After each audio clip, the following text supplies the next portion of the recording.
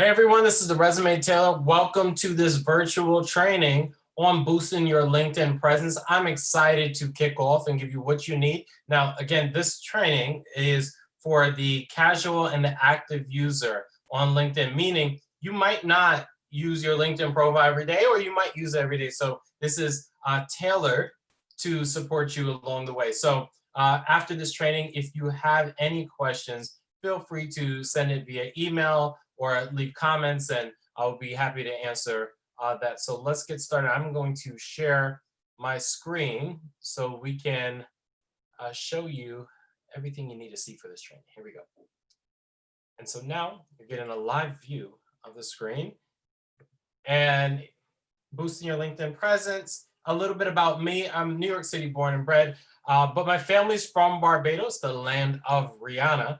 And so that's my background. And professionally, I spent the past decade working in nonprofit and organizational development, doing a lot of team building, goals and strategy setting, things that are vital so that employees can achieve the company vision and mission.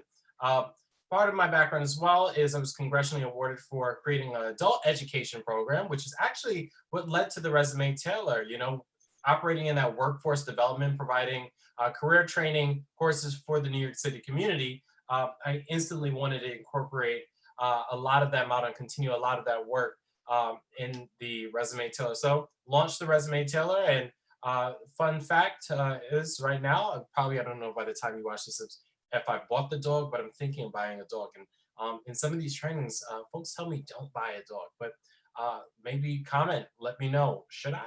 There's a couple of breeds though that I have in mind. So some services overview, as you probably already seen, we provide resume writing, career coaching, polishing up that LinkedIn, giving it a really, really nice presence.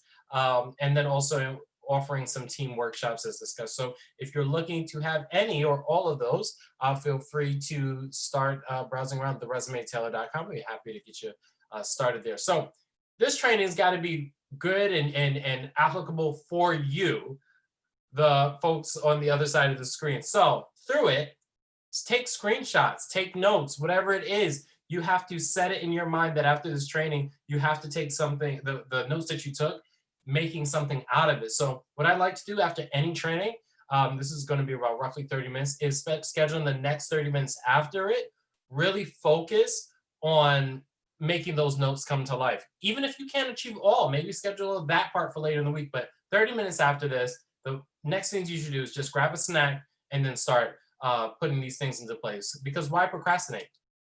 All right, let's talk about your LinkedIn profile. Your LinkedIn profile is this unique social media app, okay? So your LinkedIn profile is your virtual handshake. Now, due to the pandemic and all the crazy stuff happening worldwide, we can't really afford to have a hand-to-hand handshake. So right now everybody's doing virtual. But before that, right, LinkedIn was known as your virtual business card. It is the way you connect. It is the way we all connect, right? That being said, it is not the same as the other social media platforms, right? Because how you use LinkedIn is not how you're going to use Instagram, Facebook, and if I'm dating myself a little bit, MySpace.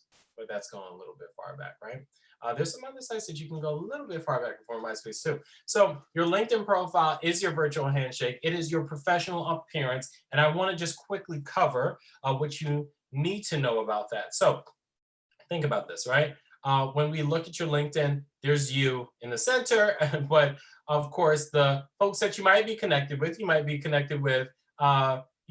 the creepy coworker or the coworker who never said anything and just kind of walk past you all the time. But who knows? Maybe now they feel connected, and because you never know, that coworker could be a future boss someday for a company you want to get connected. You never know. That's the magic of LinkedIn, right? So you have some coworkers from the past that you've known that's probably connected with you. You probably have some your ex-boss or a supervisor or leader you're connected with. Always stay in contact with them. Never burn a bridge. Never burn a bridge.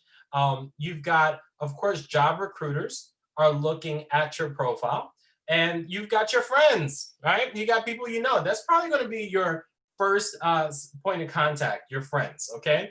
And here's the thing. Even if you have 90% of your contacts are your immediate friend circle, still treat your LinkedIn profile as a professional presence because it is on public view. Folks can see that. Folks can even see what you like. They can see what you share. They can see how you represent yourself. And remember that your presentation and perception of you is everything. All right. So what your LinkedIn is not the other social media platforms like we spoke about. It is not a place to share politics, no matter how passionate you are about who's running for federal or local elections. And it's not a place to share that. Share that in your Facebook. Share that on your Instagram. Share that on your Snapchat, TikTok, wherever. Share all of that there. But don't share that stuff on your LinkedIn page, right? This is a professional environment. So avoid politics, avoid work frustrations, AKA, let me tell you why I hate my job today. Let's not do that, not there.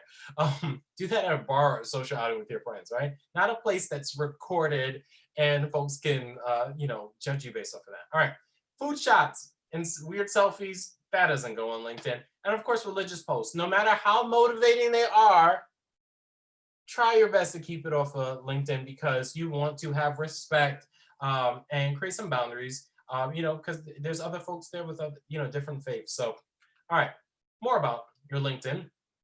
Perception is reality there. So you want to always have that professional presence. And so here's your guidelines. These are not really rules, but here's your guidelines. You should always try to share a helpful tip. Maybe you found an easy way to do a certain project. Maybe you have an aha in your industry and you never thought of this thing in a certain way, but whatever it is, share that, because that's helpful for folks.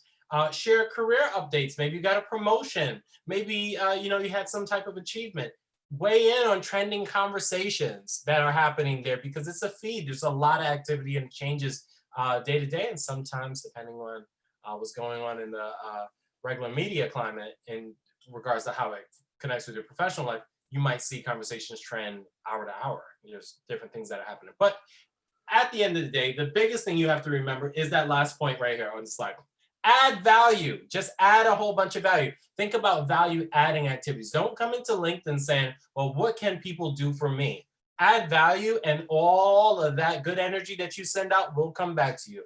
That's the law of something energy-wise. But all right, so that's the main thing you should remember. Actually screenshot this, and I hope you screenshot the other version, the previous slide as well. Perception is reality.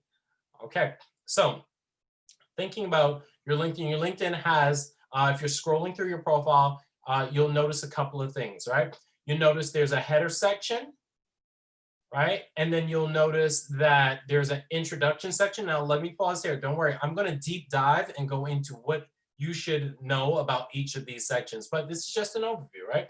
You have recent information.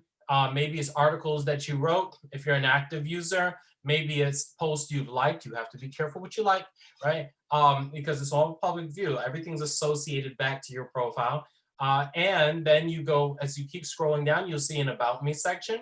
And that's your chance to create a strong overview of who you are and where you are in your career. Here's my thing. Do not make it lengthy. Do not, go be extremely talkative here. Keep in mind that folks are skimming. They're usually skimming on their phone. So you want to keep it brief. You want to keep it light. You want to keep it refreshing. So we'll talk about how to do that today. And of course, we spoke about their activities, recent activities happening. Now, you'll notice too, it goes right into your experience section with your latest and most relevant job roles. And of course, I've got some examples we'll dive a little bit deeper in. Also, let's see, I'll go to the next slide here. On the overview, from there, it leads right into your education section, any places you probably volunteer, licenses and certifications, we'll speak about that. Languages, right now I've got English and Spanish. I write better Spanish, it's slowly fading from me. I write better Spanish than I speak it. I would speak it right now. However, I don't want that, my bad accent recorded, all right? But I did want to list that because if you know more than one language, it makes you a more stellar candidate, all right? All right, so as we go through, Also groups that you may be affiliated with for professional reasons or social reasons. So keep in mind all of that is showing there. So first things first, the header section. It's all about keywords and first impressions. And here's what I mean, right? Here's the example, the cutout of my own, Errol Olton, my own header section, right? Because I practice what I preach. I'm not here to just share information with you that, I got off of some website or somewhere. No, this is stuff that I, talk to my clients about and develop their LinkedIn's with. Your header section is so important. So key number one, the first key thing is update your wallpaper with an industry relevant image. So for mine, I put some words, organizational strategies, and I purposely matched it to the outfit I was wearing. You don't have to be that meticulous and do that, but I know the strategy that I want to have with my page, right? I'm controlling how I want my page to be used. So if you're in the medical field, maybe a nice background, you can easily Google LinkedIn background images and find something maybe medical field related. If it's the entertainment industry, maybe it's a couple of profile shots or examples of your work, that would look nice in a LinkedIn banner. Whatever it is, make sure it's relevant and make sure it's appealing to the eyes. Second tip, have a clear picture. Say cheese, you want a picture that's well lit. You will always want your lighting facing towards the bridge of your nose, and so that it expose and lighten up the darker areas of your face. The moment I take off all this lighting, it gets really shadowy. So you want to make sure, and stick around the end. I can show you ways to do it for dirt cheap to save money and get a nice headshot. Okay, so you want to make sure there's a clear picture, and you want to make sure you have the right location listed. For instance, you see mine is New York City metropolitan area. Let's say if I was applying for jobs in Georgia and a job recruiter saw that I'm applying, but I have a New York City main location, they might say, well, wait, is he in Georgia part-time? Why is he applying for this? Is he preparing to move? Is it like what life circumstance? I say eliminate all the questions that it could raise. Keep it simple. If you're applying for jobs in Georgia, your location probably should be there, right? So location matters. And then keywords are key. And I'm going to go in right now on what that means. So hold on one second. Now we're talking about keywords matter in your opening section. So if you look, it says, this person, I've just captured folks, their heading, right, their intro. It says, this person said, I opened a school to close a prison. Let me tell you something. This person is a principal, okay? They could have easily said principal in this city and then left it flat. But this person knows that the first thing that folks see on your LinkedIn is your opening section next to your face, right? And that's the first thing that pops up in the search results. So instead of saying I'm just a principal, they said, look, I opened a school to close a prison. How powerful is that? Let's look at another example. Let's say you're not the creative type and you're like, wait a minute, resume teller, I now have to figure out what's my catchy word. Relax, keep it simple.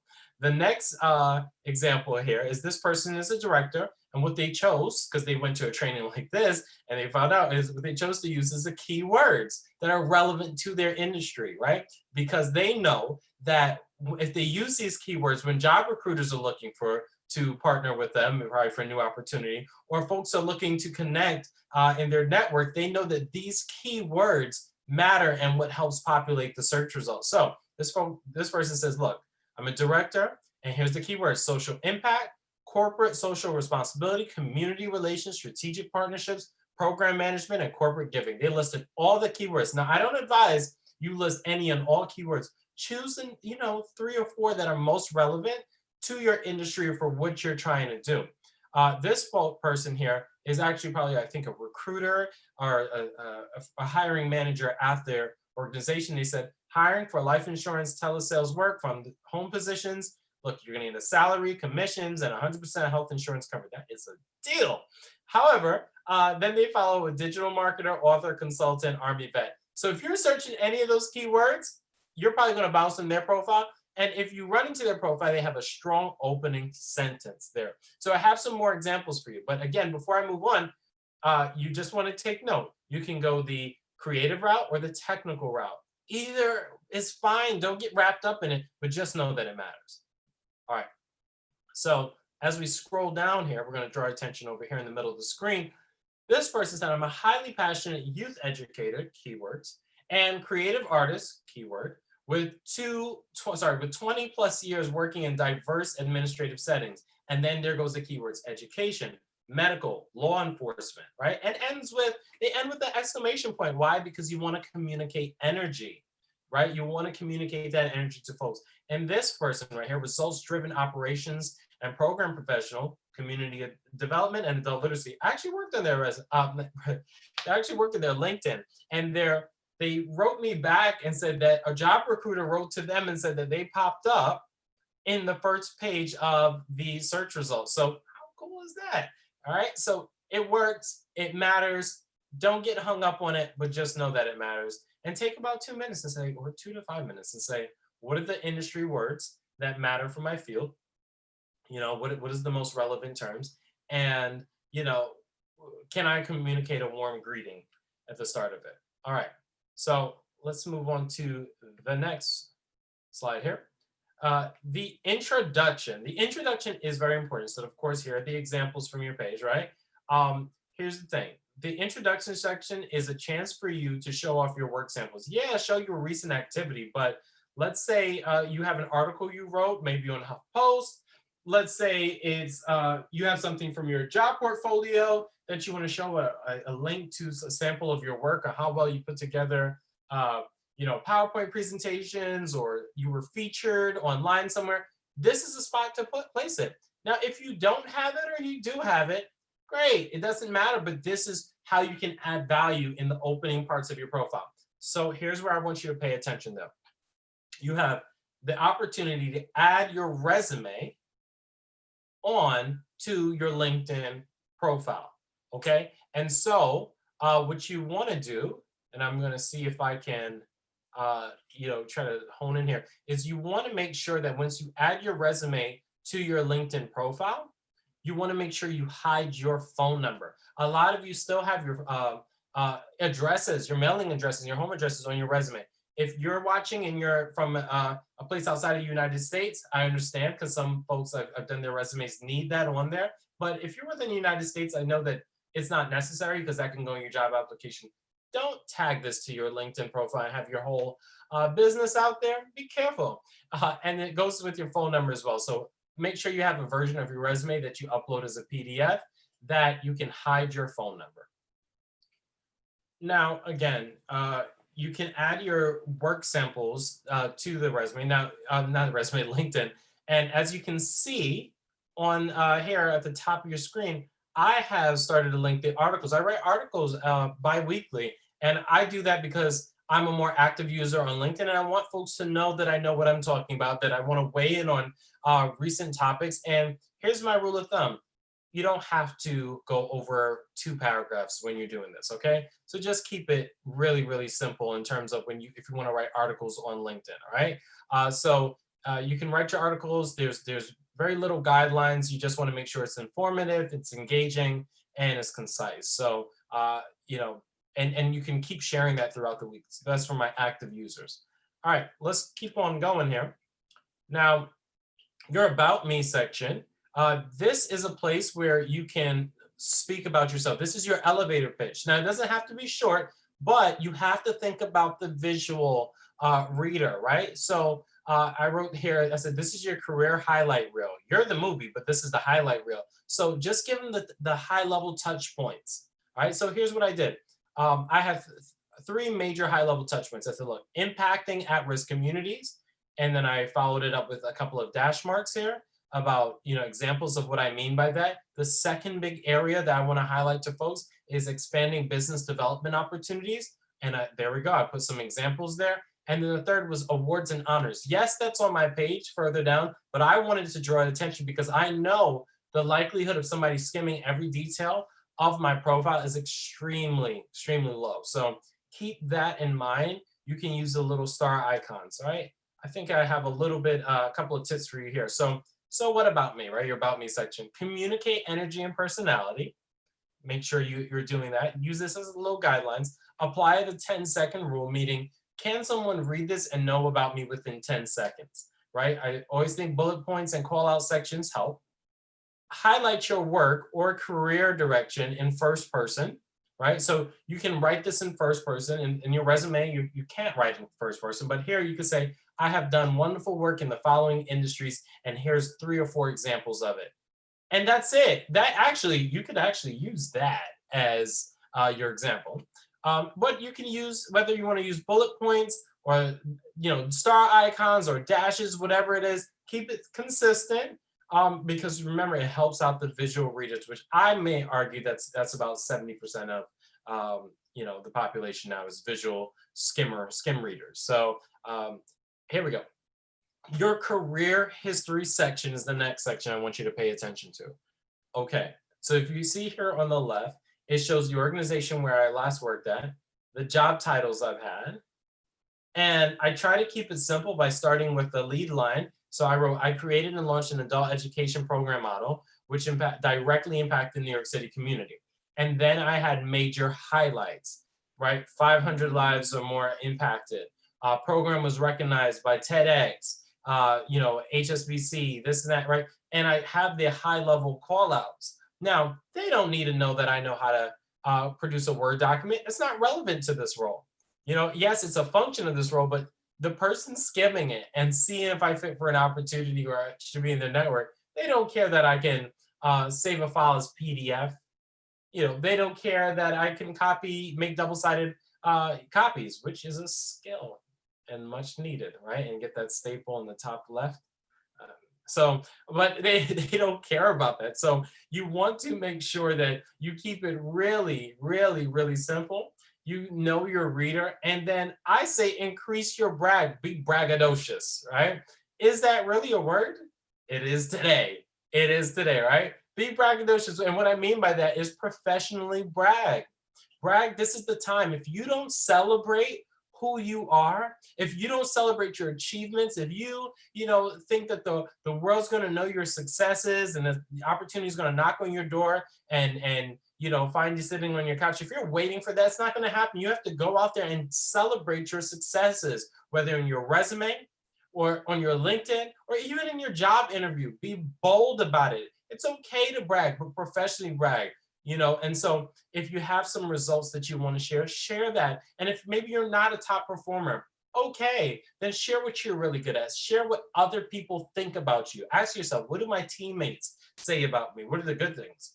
What do the customers say about me on our best days, right? On my best days. So include that there as a major call out. Another example, as you can see, one of the things I put here is, that I was an independent business owner. And then look at my call outs. I partnered with Starbucks to provide an event in New York City, created job reentry programs, designed professional development trainings, things like that. So you want to make sure you include it there. So next, when it comes to your skills section, I'm not going to expand that. You have a skills section. It allows you to put any and all skills. Use the skills or highlight the skills that are most relevant to your career industry or the position you're trying to go. All right. LinkedIn lets you put any or all skills there, but I would say use an average of 7 to 10 top skills, right? And these are the skills that are hot buzzwords in your industry or best represents who you are. All right. And that's really important. So choose about 7 to 10 of those. And LinkedIn lets you pin those and prioritize the top 3 you want people to see, right? Because they know they know not everybody's going through every little detail of a skill. Pin the top 3, prioritize the top 3 that you want to the top of that skills section. And that's what matters the most there, all right? And don't be afraid to show off your skills and make sure it's relevant. Always make sure it's relevant. So I love this. Spread love. One of my favorite hip hop songs is Spread Love. They have a line, Spread Love, it's the Brooklyn way. That's not only in Brooklyn, but it's all over. So spread love through recommendations. So you can add recommendations onto your profile. It adds a new level. It adds a new dimension to the profile that you have. And think about it. When you're ordering an item off of Amazon, when you're debating on a restaurant and you're looking at their Google reviews, or perhaps you're looking at their Yelp reviews, reviews matter. What other folks say and endorse about brands or other people matter. And so to add some love and extra juice and extra whatever to your profile, uh, get a recommendation. Get a recommendation from a colleague. You know, be bold in asking for one and be generous in returning the favor as well. You know, I help you, you help me. I do a recommendation for you. Would you do one for me? Be bold about it. And a lot of folks ask me, well, resume Taylor, well, who would I ask for this? Here's a rule of thumb. I'm gonna use other fingers. Here we go. Ask someone who supervised you. So somebody who was in a supervisory function over you, because they can provide that context. Ask someone that's on the same level as you, maybe a team member, right? And ask someone that you probably supervised before or indirectly worked with to some degree, right? And add that context because it gives three different perspectives of you. However, if you cannot figure that out, or and maybe you don't have a good relationship with folks that supervise you, or you just are not connected with them, ask your peers. The main thing here is to ask 3 people. Get that on your profile. 2 to 3 people. I say shoot for 3 if you want to. All right, and be bold in asking for it. There's no shame in that game. That's why it's there. I'm going to show you an example. I'm practicing what I preach. So right here, we noticed that one of my colleagues who we worked together, he wrote, Errol, my name, is a smart, hardworking, and kind leader. Very kind to say that. We are blessed with the opportunity to provide computer training services at his facility. Why is that important? That line is totally important for me because I'm all about career and professional development.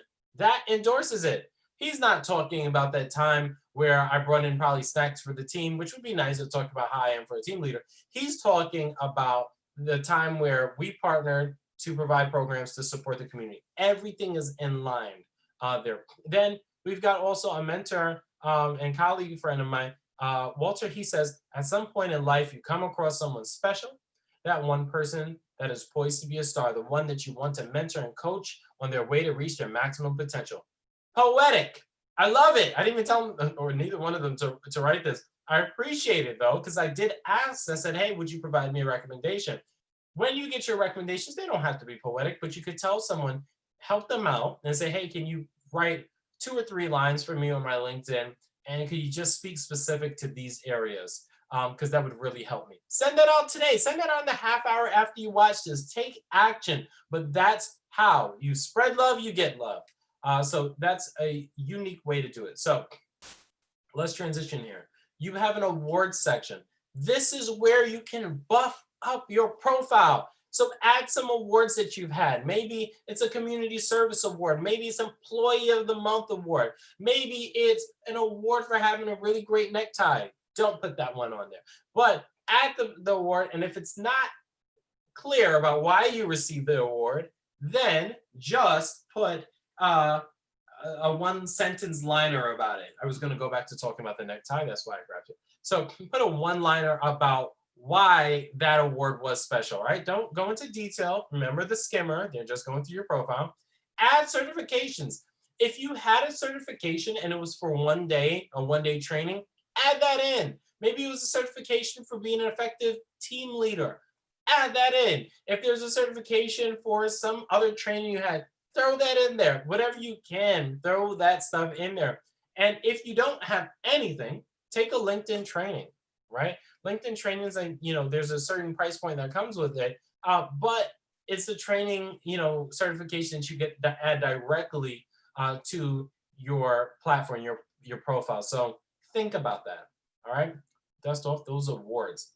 Now, let's take a victory lap.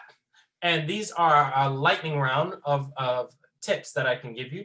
So here's the thing. If you're going to profile stalk, be good at it. What do I mean by that? Right now, if you go to one of your contacts pages and you look at, let's say, Sarah's page, it's going to say, Sarah, Errol was just looking at your profile at this date and this time. Let's say I go back the next day and they're going to say, Sarah, another update, Errol logged back in and was looking at your profile. There is a way in your settings to hide it. And if you choose to hide it, instead of saying Errol was looking at, it will say an executive from the Resume Taylor was looking at your profile on this day. Now, if you don't want to have any of that shown, I believe, I'm not too sure, especially at the time of this video, I'm not too sure if LinkedIn, their paid version allows you to completely hide that. I think so. But just keep in mind, if you're going to be, and just be conscious of it, if you're going to if you're going to profile stalk somebody, they're probably getting alerts. Just be really good at it. Next, let recruiters know you're looking for new opportunities. At the top of your profile, you can actually tick off a symbol or option that allows you to let recruiters know that, hey, I'm looking for a new job, looking for new opportunities. However, I tell you, I'm gonna give you the creme de la creme, the good stuff. Be careful, because if you're at a job that is using LinkedIn for recruitment, they probably are. You want to remember that your current employer could probably see that you're looking for new opportunities. I believe LinkedIn has a caveat or a little disclaimer that they're going to try not that you don't pop up in the search results, but just keep in mind they may or may not see it. Just want to make sure you're in good shape. So that's a judgment call. If you're looking for a new job, you know what to do. You can get a great headshot picture for cheap. And how do you do that? Go outside on a bright sunny day, throw on a nice solid print blazer with a nice professional background. This right here is fine, but you don't want all these stripes. It's really busy, right? That black background behind me is probably the best. And right, whether you're indoors or outdoor, and you want to make sure there's clear lighting on your face. You want to make sure you smile, say cheese, and you can do it through the portrait mode or advanced picture mode on your cell phone. And look, you saved a lot of money. Or you can network and find photographers, especially in this day and age, who might need to make a quick buck and is willing to take your picture for free. The lowest I ever got charged was $40, and those pictures actually made it to my website, theresumetailer.com. You never know. You never know. But if you can't afford it, make sure that you're just doing it with your phone. Lastly, strike up a new conversation with at least 3 new people a week. I'm trying 3 new people a day, because LinkedIn is all about expanding your network, right? And growing that network. If you have a private social media, you're probably not adding random strangers. Be careful. But if you have a LinkedIn profile, it's okay to add a stranger or 2 or 3 a week, right? Especially if you're trying to expand. That's the whole point of LinkedIn, the link, the connection. Get it? That whole thing. All right, so keep in mind that you're on LinkedIn to expand. If you're a casual user, log in 2 days a week, put it on your calendar, make it fun, throw on a little music, comment back to a couple of folks, engage, be part of the conversation. If you're an active user, you might want to boost up that 3 new people, a week to maybe every other day or daily. Okay, so that's a little lightning round. So some frequently asked questions that does come about. Here we go. How do I convey a career of 20 plus years of experience? Well, the same way I've been showing this entire presentation, right? Only go to the high level points, high level, at least one introduction about what the role was, and then the successes that came from it, or the major functions that you were responsible for. Don't go beyond 5 big bullet points on that one. Keep it light, keep it refreshing, and folks will scroll through and get what they need out of it. All right. For my seasoned professionals, if you're struggling with doing that and this all seems really complicated, or maybe you're entry level and you're saying, I'm still trying to figure that out, I'm here to help. That's one of the services I provide here at the Resume Tailor. All right. Next question. What are my thoughts on adding a photo to a resume? That question comes up so many times. If you are part of the media industry or arts industry, and it's maybe it's acting or whatever, and it's relevant and needed to your industry to have your face up there, I say do it. Put a picture of yourself smiling. Make sure it's bright. Make sure it's relevant. Make sure it looks good high quality. Don't go cheap on the quality here, or it could be granulated or pixelated. There are questions, and I always am honest in my presentations. Sometimes folks ask, in terms of, doesn't that make you open to a certain level of bias and discrimination? Absolutely. So that's why I say, like, if that's not your industry, don't put a picture on your resume. It's unnecessary, because you'll be open to a certain level of bias from folks. And the reality is that the world's not perfect. People discriminate, whether knowingly or unknowingly. And so you don't need to have your picture there. I would say let them focus, drive the conversation with your expertise and your skills and the roles you've had that make you qualified for that role. Sure, they'll see you in person at a later stage in an interview. However, remove the bias, remove the opportunities for biases to affect you. So you don't have to add a photo to your resume. Next, another popular question that comes up: if I'm a student with little experience, how do I write my header section? You know what? That's interesting, right? Let's say you don't have a lot of experience. Well, think about where you are in your career. You're looking for new opportunities, right? You're looking for a chance to show off your skills and be a part of a new organization or grow your skills. So if I was a student, I would write in the open and header section, new student, new graduate, currently looking for internships / career opportunities in whatever fields: marketing, advertising, education, nonprofit. Put those things as part of, and you can even say highly energetic, recent grad. Add a little color and context to your opener.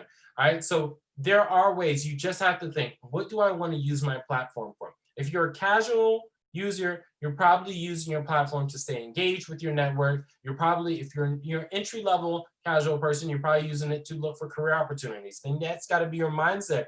If you're a seasoned professional and you're probably thinking of using it to become a thought leader, which is what I do and what I help with as well, or maybe it's to be a consultant, whatever it is, then you have to know that's going to drive. You have to know who you are.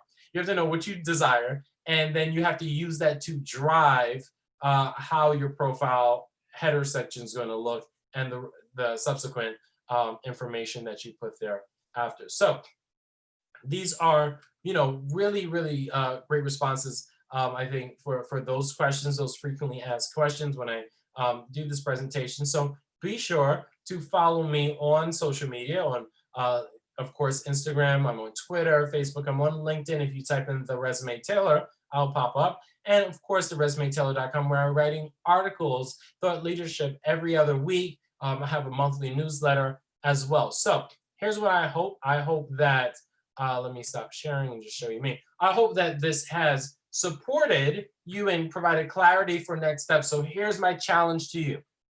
Take the next 30 minutes after this. Set a timer on your phone. Tell everybody, leave me alone. I got to do something really important. And lock into your LinkedIn profile and see how much work of this that you could bang out within the next 30 minutes. Maybe it's, 3 or 4 major points that I covered. Say, I'm going to do this today. Now, when you run out of time, because you probably will when the 30-minute timer hits, that's okay. Book another batch of 30 minutes later on in your week and stay committed to it. If you do it in one shot, you don't have to do it. You don't do it in 1 to 2 shots. You don't have to do it again. If you are struggling, which it happens, it used to happen to me before, and that's why I got really great at it and started helping everybody else with it. I am here to support you. I'm here to help you grow your career, whether it's your LinkedIn, whether it's your resume, creating a entry level to executive level resume, whether it's career coaching. Maybe you need help, in that next mock interview, that next interview, you need mock interview questions. And I ask really tough questions to keep you on your guard. It could be even developing your teams, whatever it is. I am in your corner to support your career growth and your team's career growth. So I am the Resume Tailor. I am happy to provide this wonderful, wonderful workshop from home for you. And join in on my next workshop. The ways that you find out is, of course, on my social media handles, my websites, and one of the most important ways is methods that I use is my newsletter, my career coaching newsletter. So I hope you enjoyed. Comment below, send me an email to nyresumetailor.com, at gmail.com. Send me information. Let me know if this was helpful for you. Short, sweet, and hopefully exciting. Enjoy your day and good luck with your LinkedIn and your career journey.